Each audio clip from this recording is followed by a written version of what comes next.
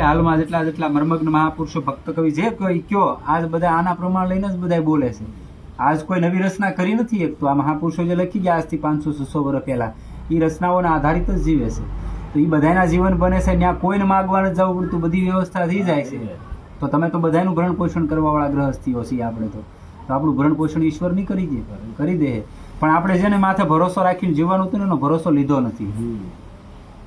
એક નામ એક વિશ્વાસ તો કામ થઈ જાય. ઓલું સાતક પક્ષી હોય ને ઉડતું ઉડતું આકાશમાં જ છું એને હંસ બે એટલે કોઈ પારાધી હતું ને તીર માર્યું ને એટલે સાતકને લાગી ગયું. એટલે હંસે કીધું ભાઈ કે તું ગંગાજીમાં પડે છો એ કે સાંસ નીચે કરીને એ કે હું સ્વાતિના જળ સિવાય પીવ નહીં કે મારો એ કે આહાર સ્વાતિનું જળ છે એ કે કદાચ ગંગાજી હોય ગમે હોય એમ તમારો ભરોસો એક નામ માથે હોય બને તો રઘુવ્રત તે બને બિગડે તો ભરપૂર ઓરન તે તા બને તા બનવા આપે. જો આ ભરોસો થઈ ગયો તો રામ આવે ને આવે ભલા મને એમાં બે મત નહીં.